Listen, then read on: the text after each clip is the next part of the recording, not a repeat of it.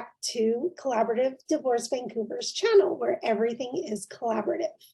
Here we interview experienced professionals like lawyers, financial specialists, and mental health professionals to give you an insight into how collaborative divorce works.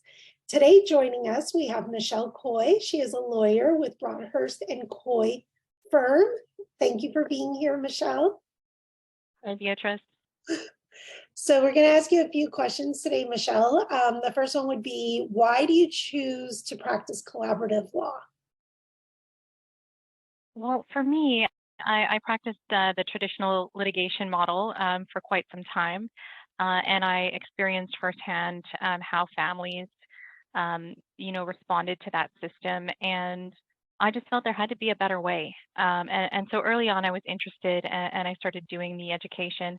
And now that my practice is all alternate dispute resolution, I feel that I'm really helping families, and it's really a good fit for the type of lawyer and the type of person I am. Yeah. And then, so what is your role as a lawyer in the collaborative process?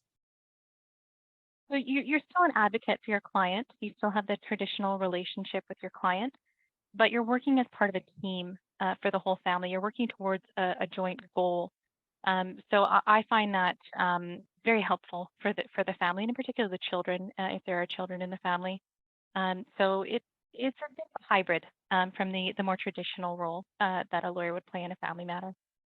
Yeah, and then, so what's one of your favorite stories of an outcome from a separation that was done collaboratively?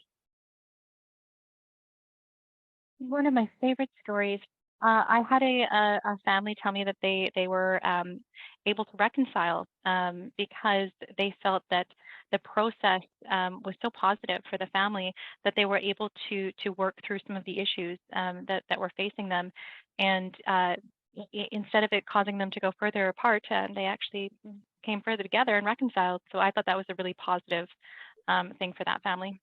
Yeah, like a reverse love story, right? And what advice would you give your best friend or a family member before they embark on separation? Really consider what kind of a story you want your children to know about your separation and your divorce in the future.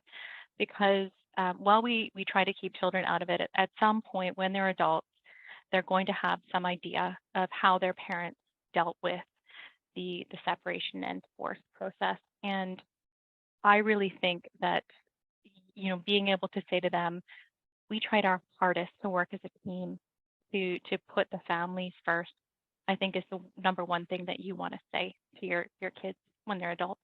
Yeah, that's true. And is there anything else you would like to tell us about your experience with collaborative?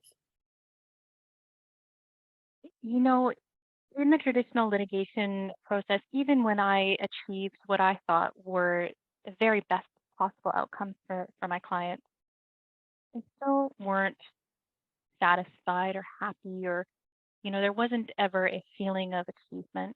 Whereas in my collaborative agreements or the end of a collaborative file, I find that clients, because they're playing a role in it, because they're part of the whole process from start to finish, I feel a sense of achievement.